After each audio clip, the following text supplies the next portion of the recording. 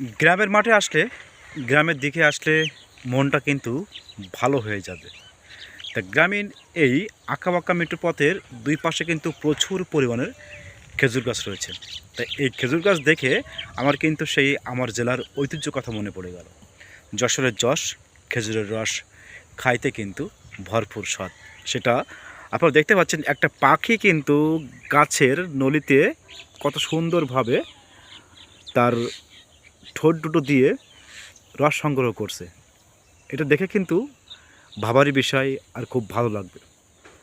আর এপাশে কিন্তু দেখছেন গাছে কিন্তু ভাড় রয়েছে, টাঙানো রয়েছে। ওইটা কিন্তু অনেক বড় একটা গাছ। তা আমি আজকে আপনাদেরকে দেখাবো যশোরের ঐতিহ্য, যে রসের স্বাদ।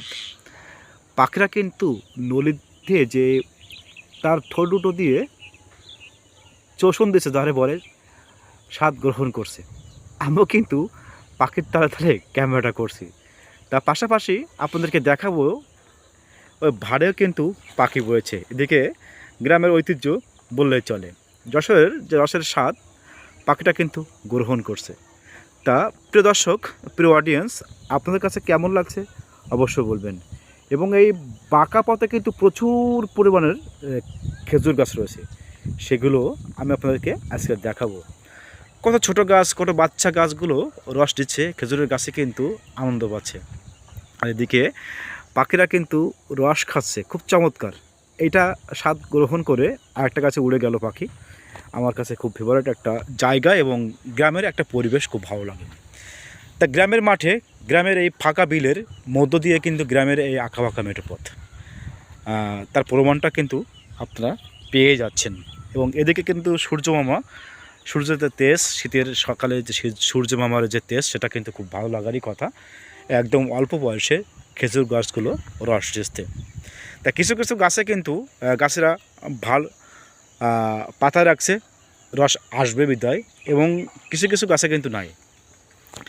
এবং ভাবার বিষয় যে এই গাছটার যে অল্প বয়সের খেজুর গাছগুলোর রস সংগ্রহ করে যে গাছেরা রস বিক্রি করে এবং গুড় তৈরি করে কিন্তু বিক্রি করে, তারা অর্থ উপার্জন করে এক পরিবারের সংসার চালায়।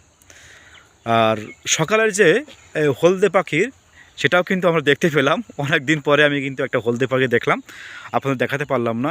এপাশে কিন্তু একটা গাছে ভাড় আছে, আরেকটা গাছে দখল করছে পাখির ঠোঁট দিয়ে কিন্তু যশোরের স্বাদ গ্রহণ করছে। তো এটা দেখে কার না ভালো লাগারই কথা। তা প্রিয় দর্শক, আজকে হাঁটি পা করে গ্রামের এই মেঠো পথের আর সকালের মিষ্টিমাখা শীতের সকালের যে সূর্য মামার তেজটা, সেটা কিন্তু গ্রহণ করছি। এটাও কিন্তু ভিটামিন রয়েছে। তা গ্রামীণ এই মাঠগুলো দেখতে খুব ভালো লাগে, আর গ্রামের এই পরিবেশ দেখতে কিন্তু ভালো লাগারই কথা। কত উঁচু গাছগুলো দাঁড়িয়ে আছে চুল ছাড়ি দিয়ে, আর এপাশে কিন্তু দেখতে পাচ্ছেন সবুজ আর সবুজ। গ্রামের মানুষগুলো কিন্তু সাদামাটা, তাদের জীবনযাপন এবং তাদের ঐতিহ্য কিন্তু একদম পিওরভাবে চলাফেরা করে। তা প্রিয় অডিয়েন্স, প্রিয় বন্ধুরা, খেজুর গাছগুলো দেখে কিন্তু আমারই খুব ভালো লাগছে। তা কষ্ট লাগছে এক জায়গায়, বহুত খেজুর গাছ দাঁড়িয়ে আছে চুল ছেড়ে দিয়ে, কিন্তু একটা খেজুর গাছ তার জীবনটাই নাই। যেমন গাছ কিন্তু হাসে, গাছ কিন্তু কাঁদে। এই গাছটা কিন্তু মাজরা পোকার দখলে ছিল, তার কারণে কিন্তু খেজুর গাছের মাথাটা, তার জীবনটাই চলে গেছে। তা এবং আপনারা দেখছেন, এবং রাস্তার পাশে কিন্তু এই যে খেজুরের বাল্যে বলে, যে অবশিষ্ট যে বাল্যে থাকে, সে বাল্যগুলো কিন্তু শুকানোর পরে গাছরা বাসায় নিয়ে যাবে। যাওয়ার পরে কিন্তু তারা এই বাল্যে দিয়ে আপনার রস জাল দিবে। সেই রসের স্বাদ তো কিন্তু ভরপুর হবে। এবং আপনাদেরকে বলে রাখি, এই গাছটা কিন্তু দেখেন, একটা বার, দুইবার, তিনবার, চারবার, পাঁচবার, ছয়বার, সাতবার, আটবার, 8 দুগুণ 16, প্রায় 17 বার এই গাছটা কাটছে। এই গাছটা এখনও কিন্তু গাছেরা কিন্তু রস আসার যে পরিবেশ, সেটা কিন্তু করে রাখছে। নলি নাই, খিল নাই, দড়ি নাই, কোনো কিছু, চোখ নাই, কিছুই কিন্তু নাই। সে কিন্তু চুল ছেড়ে দিয়ে দাঁড়িয়ে আছে, এবং ঝুঁকিপূর্ণ অবস্থা রয়েছে এই গাছটি। এবং ছোট গাছ, এই ছোট গাছগুলো দেখে আমার কিন্তু খুব ভালো লাগে, এবং যশোরের ঐতিহ্য কথা মনে পড়ে। এই যে গাছটা একটু বিবরণ দিই, এই গাছটা কিন্তু দেখেন, এটা কিন্তু ছিল মাজরা পোকার দখলে। মানে উই পোকা লাগছে, মাজরা পোকা লাগছে, লাগার পরে কিন্তু কৃষক মানে খেজুরের গাছেরা কিন্তু সেটা সুন্দরভাবে পরিষ্কার করছে এবং এই পাশ দিয়ে কিন্তু শিকড় ছাড়ছে। এটা কিন্তু আস্তে আস্তে আপনার সময়ের পরিস্থিতিতে কিন্তু এটা সমান হয়ে যাবে। তা বিগত আমি বিভিন্ন জায়গায় ঘুরছি, কিন্তু এত ছোট গাছ না কাটাই কিন্তু ভালো। কারণ কি, এই মাথাটা যে কাটা হয়েছে, এই মাথাটা কিন্তু মাজরা পোকা লাগার সম্ভাবনা রয়েছে এবং এটা কিন্তু কিছুদিন পর বাচ্চা ছেলেবেলে কিন্তু তারা মাটি খাওয়ার জন্য গাছটা বালিয়ে টানা দেওয়ার পরে কিন্তু গাছটা মারা যাবে। এবং যাই হোক, এই গাছের প্রবণ আপনাদের দেখাবো।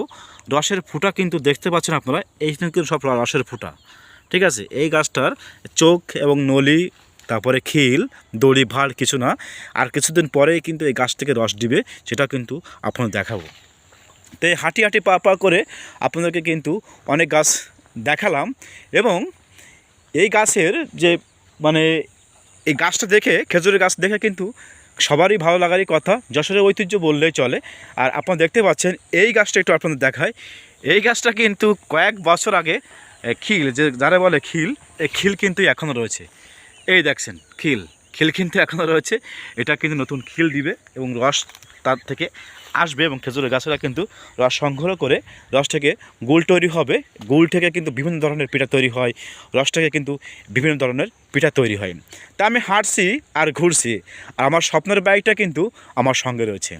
এই স্বপ্নের বাইকটা মূলত আমাকে অনেক গ্রামীণ পরিবেশ দেখিয়েছে এবং আপনাদেরকে আমি আরেকটা বিষয় দেখাবো।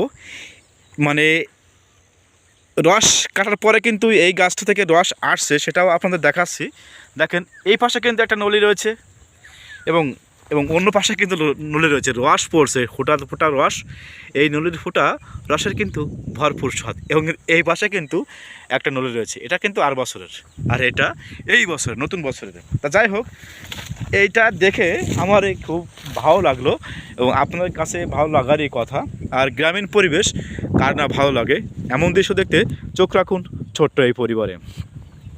আমার এই স্বপ্নের বাইকটা নিয়ে কিন্তু আমি গ্রামীণ যে চিত্রগুলো সেটা আপনাদেরকে মাঝে তুলে ধরবো এবং কৃষকের যে ভালোবাসা, কৃষকের ছোঁয়া, সেগুলো কিন্তু আপনাদের সামনে তুলে ধরার জন্য চেষ্টা করব। যাই হোক, আপনারা এই পরিবারের সদস্য হয়ে যাবেন এবং আপনাদেরকে গ্রামীণ পরিবেশ, গ্রামীণ কৃষিচিত্র এবং প্রাকৃতিক সৌন্দর্য ও মনোমুগ্ধকর দৃশ্য নিয়ে আপনাদের সামনে প্রতিনিয়ত হাজির হব সকাল 10টায়।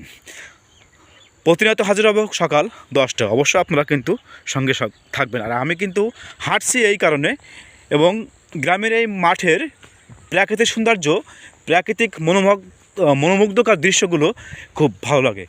এবং সবচেয়ে ভালো লাগে এখন খেজুরের রসের যে স্বাদ, পাখির কিচিরমিচির শব্দ, যশোরের ঐতিহ্য, পাশাপাশি হলুদের সমারোহ। এখন কিন্তু বর্তমান গ্রামের মাঠে কিন্তু হলুদে হলুদে ভরে গেছে সরিষা ক্ষেত। আর এই সরিষা ক্ষেতের ফুলের কিন্তু অনেক সুগন্ধ এবং এর ভর্তাও কিন্তু খাওয়া যায়। পাশাপাশি আপনাদেরকে যে গ্রামীণ মাঠটা কিন্তু এক উজ্জ্বল নক্ষত্র হয়ে দাঁড়িয়েছে এখন সরিষা ক্ষেতের সময়। পাশাপাশি যশোরের যে কথা বলছিলাম, 4জন ব্যক্তিকে বলে ছোট বড় মাঝে ছোট, এইভাবে কথা বলে। তারপর দেখেন এভাবে কিন্তু দেখেন ছোট ছোট গাছ কিন্তু গাছেরা তুলছে, এই গাছ থেকে কিন্তু রস সংগ্রহ করবে। আমি একটু যাওয়ার চেষ্টা করছি এবং অবশ্যই আপনাদেরকে দেখাবো। আপনারা দেখতে পাচ্ছেন এই গাছটার বয়স কত বছর হতে পারে, আনুমানিক অল্প বয়স। এবার কিন্তু নতুন ভাল পাতবে। এই ভালটাকে রস সংগ্রহ করে খেজুরের গাছেরা কিন্তু তাদের মিষ্টি মাখা রৌদ্রের যে এই যে বাল্যে বলে, বাল্যে শুকানোর পর কিন্তু তারা আমি ভিডিও করতে চলে যাচ্ছি, চলে আসলাম সরিষা ক্ষেতে। এই যে গাছটা আর বছর কিন্তু তুলছিল, এই যে তার প্রমাণ দেখতে পাচ্ছেন।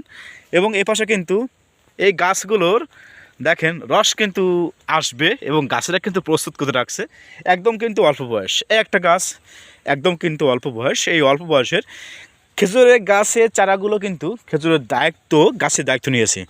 পাশাপাশি যদি আপনাদেরকে একটু ঘুরে দেখাই, এ কিন্তু সরিষা ক্ষেত এবং এই পাশটা কিন্তু খুব ভালো লাগছে। দেখেন আমি কিন্তু চলে আসছি গ্রামের মাঠে শুধুমাত্র আপনার দেখার জন্য। এই পাশে কিন্তু প্রচুর পরিমাণে খেজুর গাছ। পাশাপাশি দেখতে পাচ্ছেন একদম বাচ্চা বয়সের খেজুর গাছগুলা গাছের দায়িত্ব নিয়েছে কীভাবে, ভিডিওতে কিন্তু আলোচনা করছি। তা অবশ্যই আপনারা আমাদের সঙ্গে থাকবেন এবং আপনাদের ভালোবাসা, আপনাদের ভালো লাগার ভিউগুলো সকাল 10টায়, প্রতিনিয়ত সকাল 10টায় আপলোড দিব। তো অবশ্যই আপনারা সঙ্গে থাকবেন, পাশাপাশি আপনাদের ভালোবাসা সাপোর্ট নিয়ে কিন্তু আমি এগিয়ে যাব। তা প্রিয় দর্শক, প্রিয় বন্ধুরা, আপনারা ভালো থাকবেন, সুস্থ থাকবেন। আসসালামু আলাইকুম ওয়া রাহমাতুল্লাহি ওয়া বারাকাতুহু।